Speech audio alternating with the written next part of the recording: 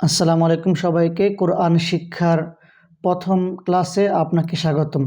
আজকে আমরা শিখব যে খুব সহজে কিভাবে আমরা আরবি হরফ শিখে পবিত্র কোরআন শুদ্ধ করে তেলাওয়াত করতে পারি, সেই বিষয়ে আজকের এই ভিডিও।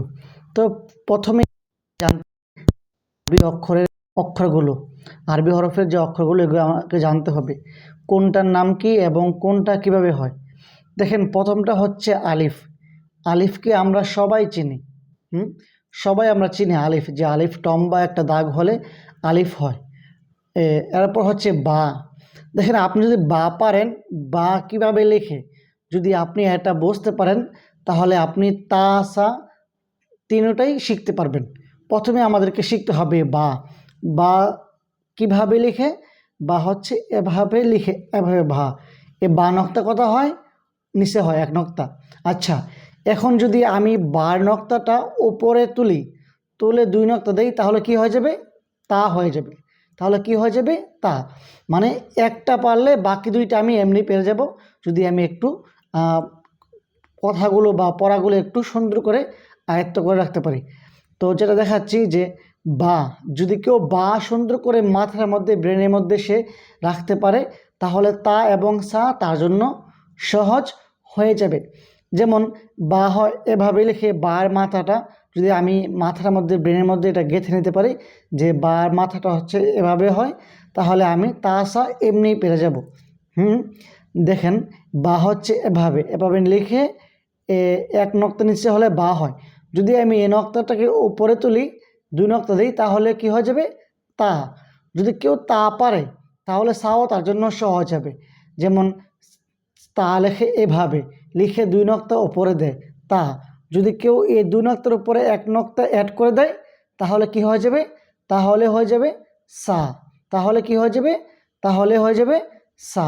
সুতরাং যে ব্যক্তি বা শিখলো, সে ব্যক্তি তাও পারবে, সাও পারবে। আমি আপনাদেরকে আবার দেখাচ্ছি। মনে করেন যে বা লেখে কীভাবে? বা লেখে হচ্ছে এভাবে, এভাবে বা লিখে।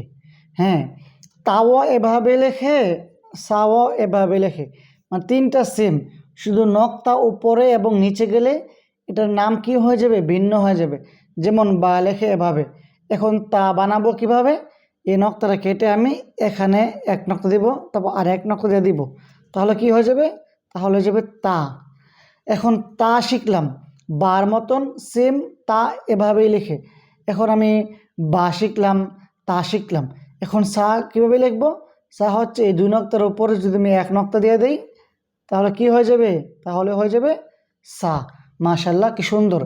মানে আপনি বা শিখলে আপনার জন্য তা এবং সা সহজ হয়ে যাবে। যেমন মাথাটা এভাবে হয়, এভাবে হয়। যদি নিচে এক নক্তা দেয়, তাহলে বা। যদি উপরে দুই নক্তা দেই, তাহলে হয়ে যাবে তা। যদি উপরে আরেক নক্তা দেই, তাহলে হয়ে যাবে কি? সা। তাহলে আলিফ তো আমরা সবাই পারি, যে লম্বা একটা দাগ দিলে হয়ে যায় আলিফ। আর বা হচ্ছে এভাবে টান দিয়ে যদি নিচে এক নক্তা হয়, তাহলে বা। উপরে দুই নক্তা হলে হয়ে যাবে তা। এবং উপরে যদি তিন নক্তা দেই, তাহলে হয়ে যাবে সা। ঠিক তেমনভাবে হা এবং জিম দেখাচ্ছি। এ হা, এ জিম আর এ খ, পুরো তিনটাই সেম, এ বার মতন। আপনি একটা পারলে সবগুলো আপনি এমনি পারবেন ইনশাল্লাহ। যেমন প্রথমে আমি লিখলাম, দেখেন, প্রথমে আমি লিখলাম হা। এখন হা, হা কি নাই? নক্তা নাই। প্রথমে আমাকে শিখতে হবে যে হা এভাবে লিখে, হা লিখে এভাবে, হা, হায়ের নক্তা নাই। আচ্ছা, যদি আমি হার উপর নক্তা দিই, তাহলে হয়ে যাবে খ। যে নক্তা কেটে আমি নিচে দিয়ে দিই, তাহলে হয়ে যাবে জিম। তাহলে হয়ে যাবে কি? জিম। আবারও দেখাচ্ছি, এটার নাম হচ্ছে হা। যদি আমি হার উপর নক্তা দিই, হয়ে যাবে খ। যদি আমি হার নিচে নক্তা দিই, তাহলে কি হয়ে যাবে? জিম।